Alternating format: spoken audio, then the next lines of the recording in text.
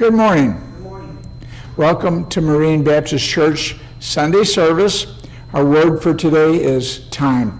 Let's begin our service today by standing and singing hymn number 67, Blessed Assurance.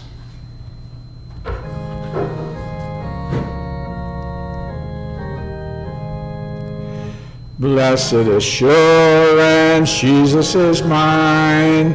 Oh, what a foretaste of glory divine, heir of salvation, purchase of God, born of his Spirit, washed in his blood. This is my story, this is my song, praising my Savior all the day long. This is my story, this is my song, praising my Savior all the day long. Perfect submission, perfect delight, visions of rapture now burst on my sight. Angels descending bring from above echoes of mercy, whispers of love. This is my story, this is my song, praising my Savior all the day long. This is my story, this is my song, praising my Savior all the day long. Perfect submission, all is at rest. I and my Savior am happy and blessed, watching and waiting, looking above, filled with his goodness, lost in his love. This is my story, this is my song, praising my Savior all the day long. This is my story, this is my song, praising my Savior all the day long. Let's remain standing for a word of prayer. Dear God, we know that you are totally in control of creation and that we can trust you to do what needs to be done and with the correct people and in the proper order. We pray that we will be the people that you need us to be. In Jesus' name we pray. Amen. You may be seated. Let's sing hymn number 98, Great is Thy Faithfulness.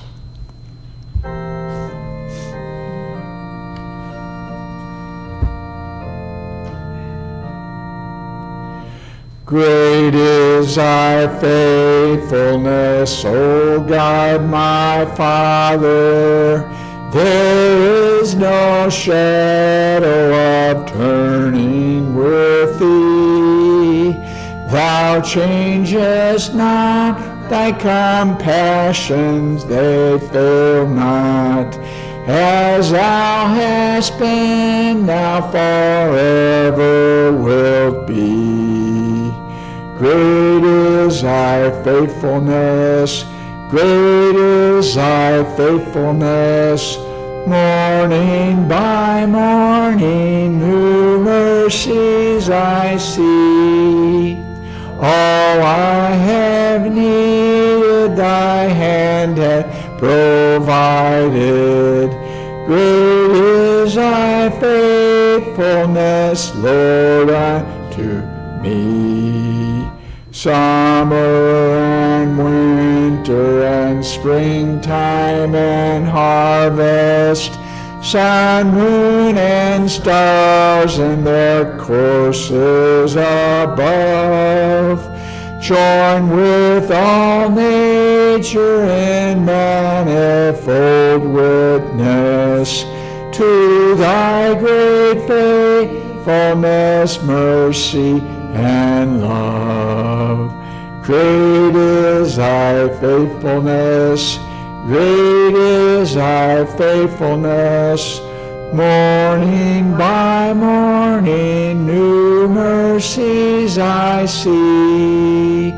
All I have needed, thy hand hath provided. Great is thy faithfulness, Lord, unto me. Thank you. for sin, and a peace that endureth, thine own dear presence to cheer and to guide, strength for today and bright hope for tomorrow. Blessings all mine with 10,000 beside. Great is thy faithfulness, great is thy faithfulness. Morning by morning new mercies I see. All I have needed thy hand hath provided. Great is thy faithfulness, Lord, unto me. Thank you. Now I'm going to ask Pam to come and bring a reading from Billy Graham, Wisdom for Each Day. Today's reading is entitled God's Perfect Timing, and the Bible verse is Galatians 4:4. When the time had fully come, God sent his Son, born of a woman. Someone asked me why Jesus wasn't born many centuries earlier, in a less populated world and at a time when he might have had a much greater impact. That's an interesting thought, but Jesus was born when he was, neither sooner nor later, because God knew it was the best moment for him to come. Take, for instance, the fact that Jesus was born during the height of the Roman Empire. Unlike previous empires, the Romans built roads from one end of their vast territory to the other. These highways enabled the early Christians to spread the news about Jesus throughout the civilized world in only a few decades, something they never could have done if Jesus had come earlier. Also, by then, the human race had tried all kinds of religions and philosophies, yet none had satisfied the deepest longings of the human heart or taken away the burden of guilt. Many people were now open to his message of hope and new life. Know that God's timing is always perfect. It was then and it is today. Amen.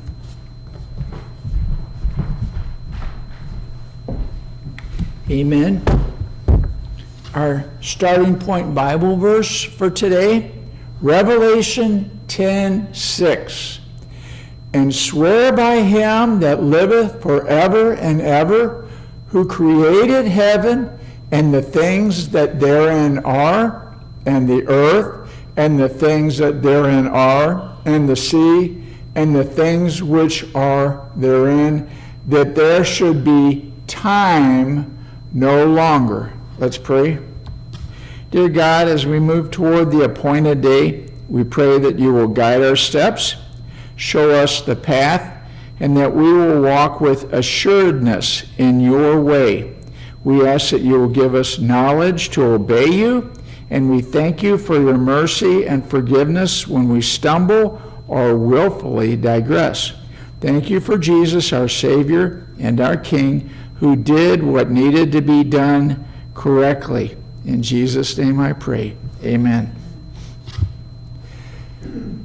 God says when. If you go to Facebook, Marine Baptist Church Sunday service, and you go to the featured section, click on the magnifying glass to search, enter 20230820 space word, select and play the video, you will find documented time scripture that shows why we believe God is outside of time. This is a picture that you will see on that video, and if you look at the two little symbols right in the middle of the screen, you'll find out that is Aleph Tav.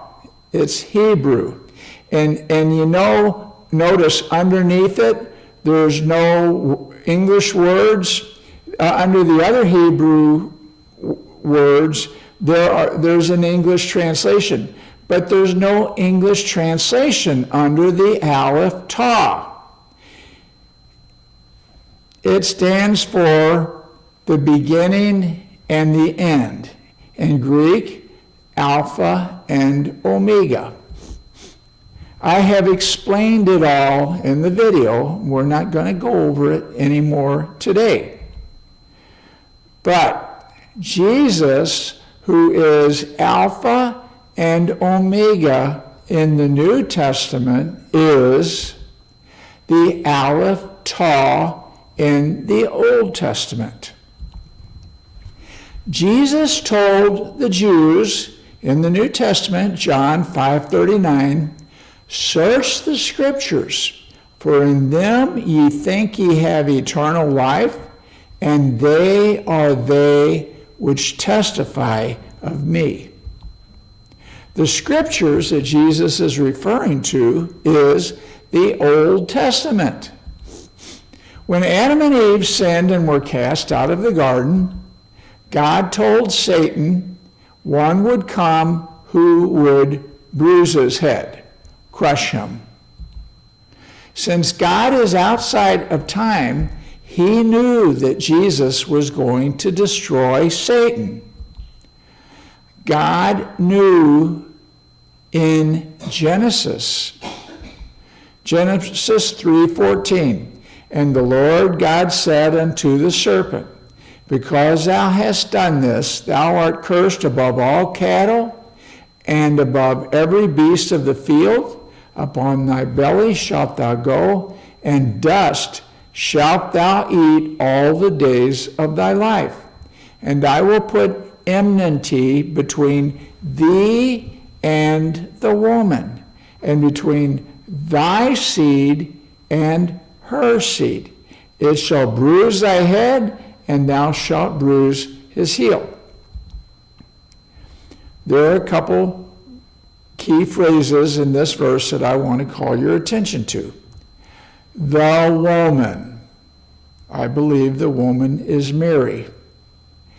Thy seed. That was Satan's offspring, Satan's children. Her seed is Jesus and his descendants. Do you remember that Jesus was born of a virgin?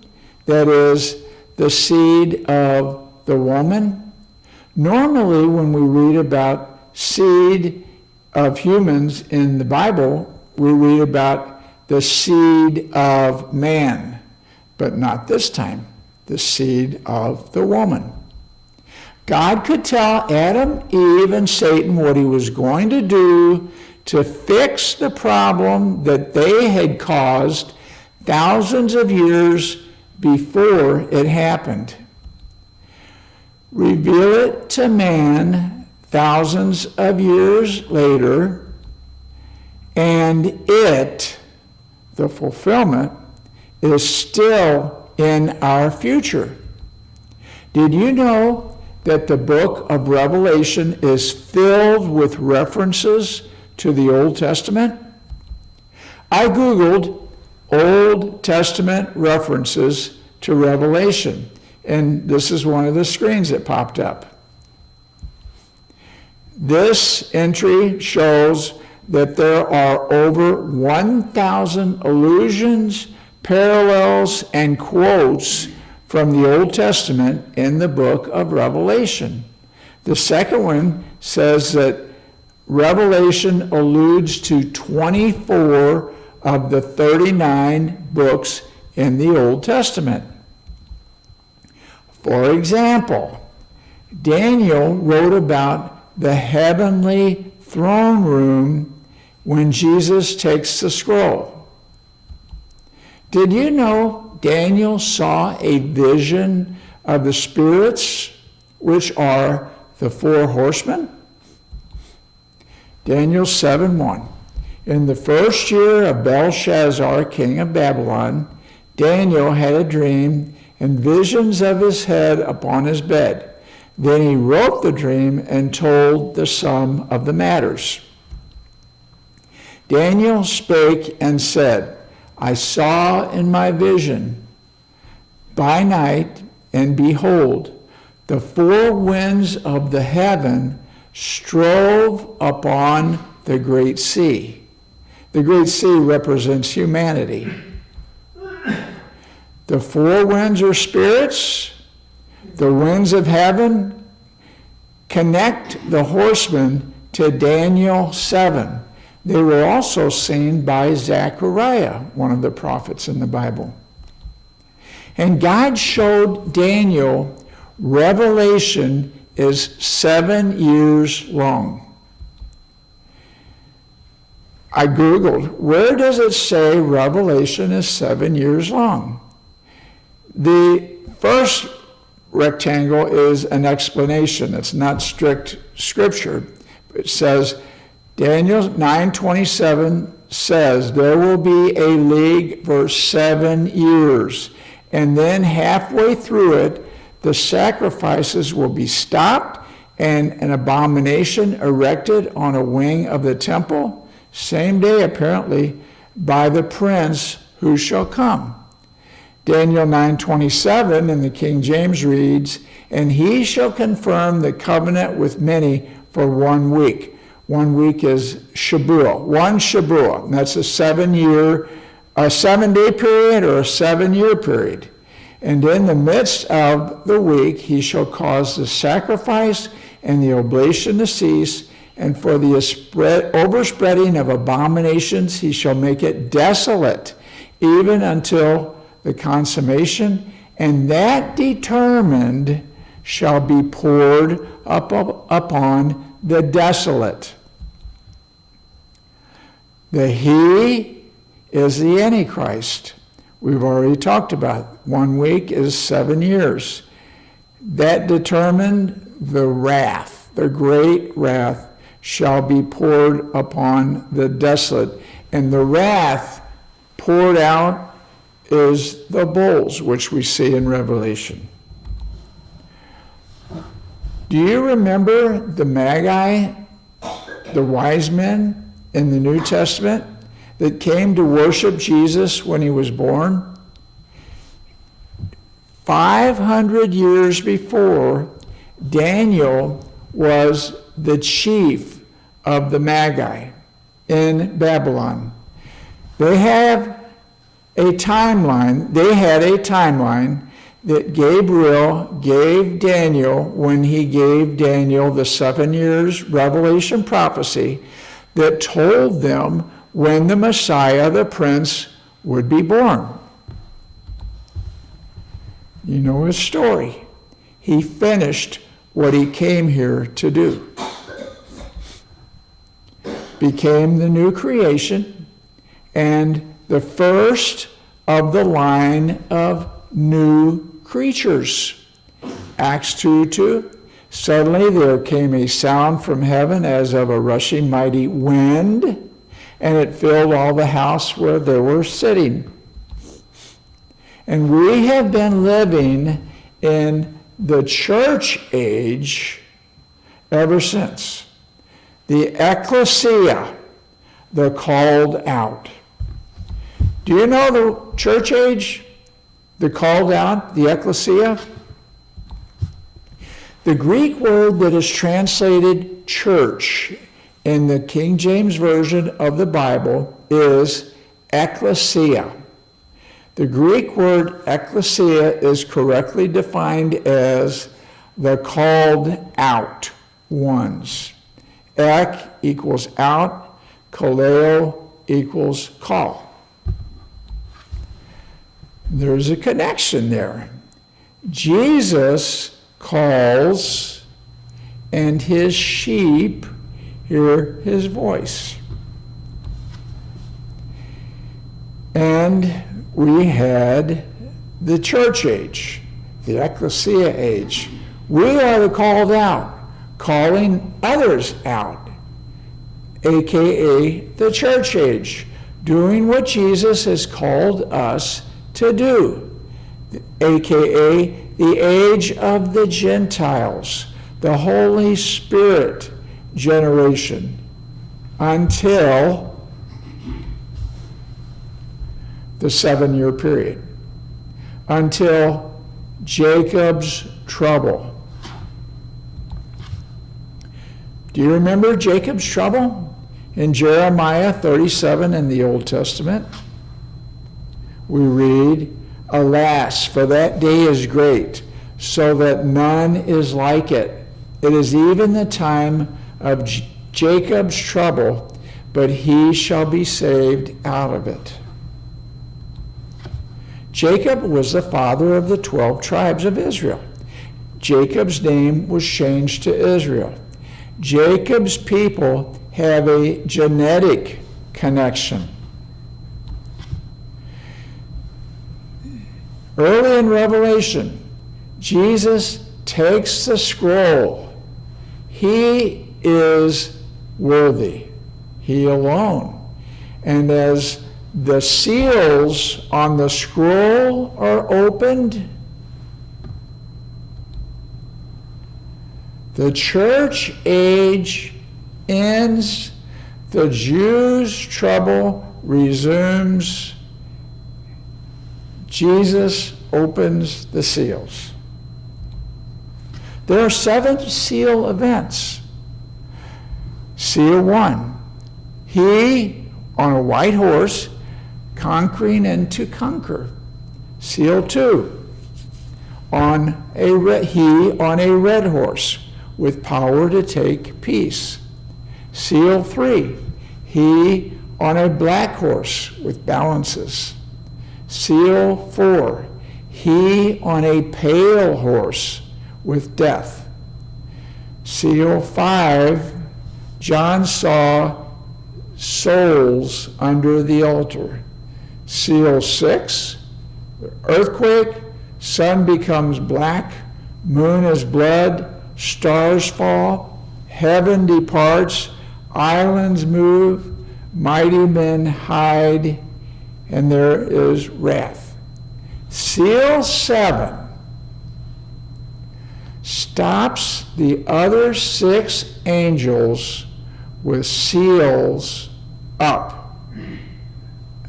They're stopped until the 144,000 are sealed. Okay, and let me stop for just 1 second and just point out. The seals are open. The horses are headed out. And seal 7, the other 6 angels get stopped. Okay? So,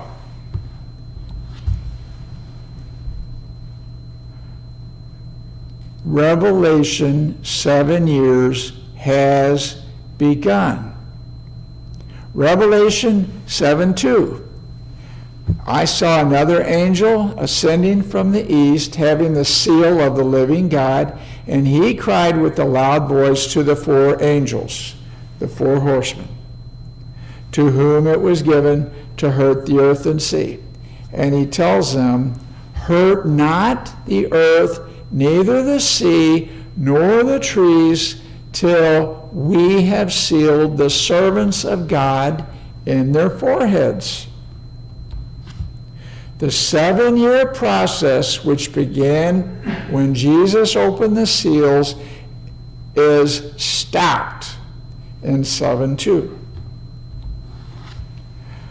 It stopped until God puts the Holy Spirit on the Jews.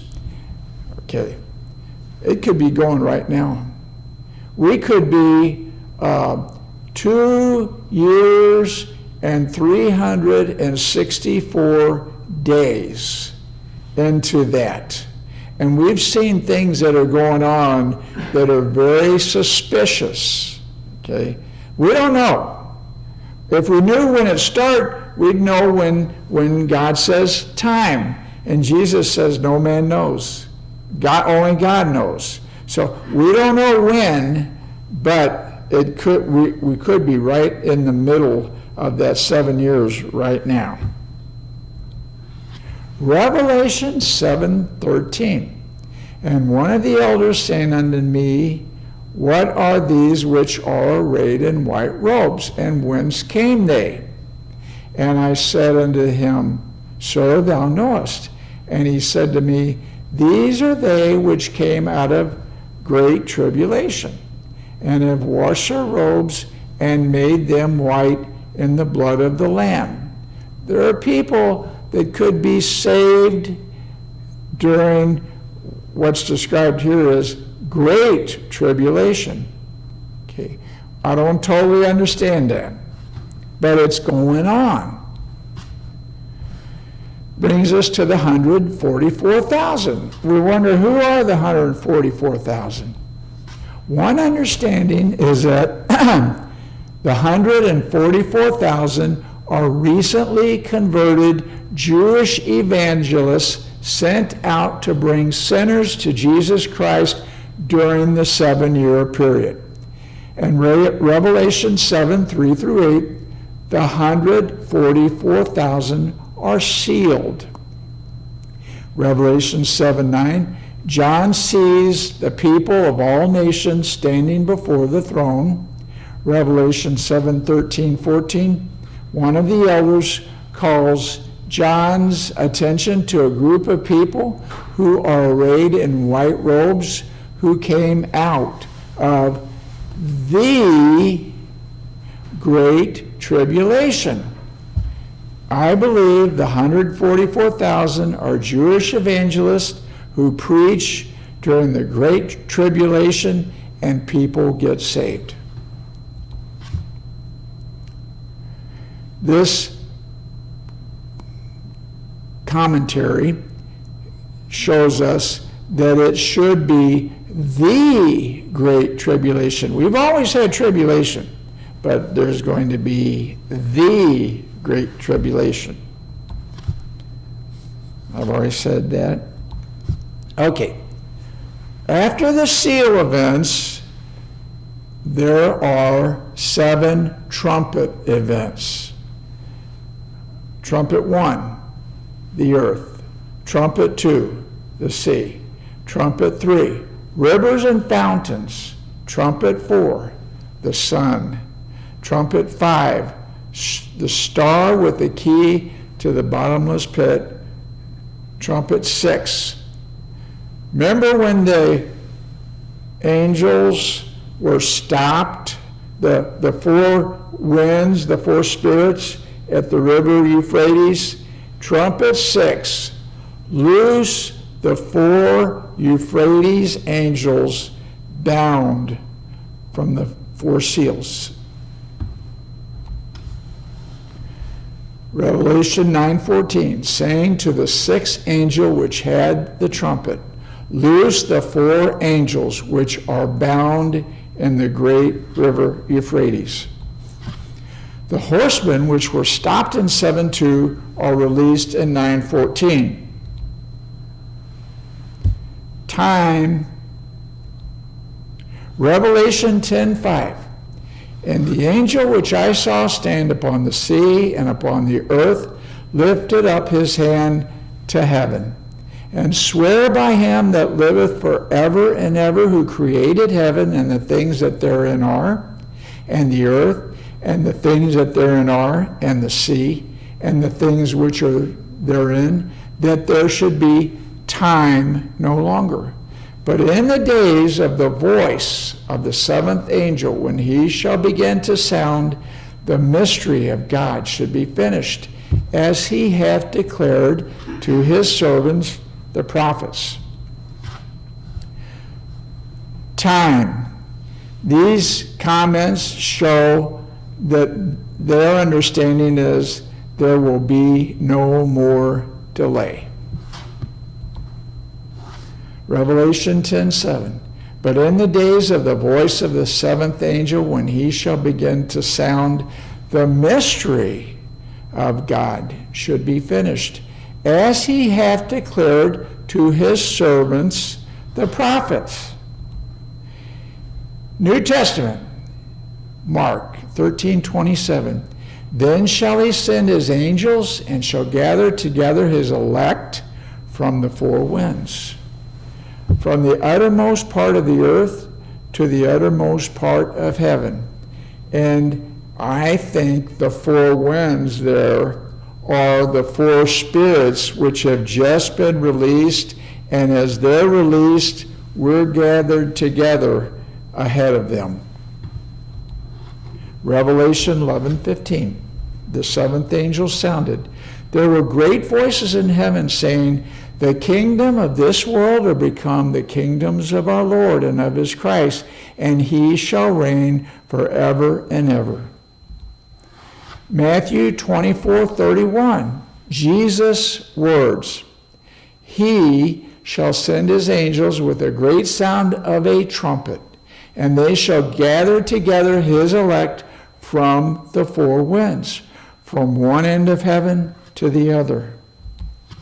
1 Corinthians 15:52, Paul, in a moment, in the twinkling of an eye, at the last trump, for the trumpet shall sound, and the dead shall be raised incorruptible, and we shall be changed. I have a picture of that event here. Somebody has painted this, and I like it. It's wonderful. It shows Jesus. It shows he's there with the angels. The people are on the ground, and they're seeing him, and the graves are opening up, and they're going up. I hope you don't miss it. And you can settle this issue right now, wherever you are. If you believe that God sent Jesus to die for the sins of man and want to accept him as your Savior, pray this prayer. Dear God, I have sinned. I am sorry. I believe that you sent Jesus to save me from my sins. I want to accept Jesus as my Savior, and I want to be forgiven. I ask that you forgive me. In Jesus' name I pray. Amen. Let's bow our heads in prayer. Dear God, as we leave this assembly, we pray that you will go with us and that your hand will show us how we should walk. We understand that we have a job to do, to teach, preach, and baptize your church. We pray that you will give us your spirit of might to speak a word for you as your spirit leads us. Thank you for all that you do to stop the evil. We pray that our lives will shine for you in the communities where we live. In Jesus' name I pray. Amen. God bless you.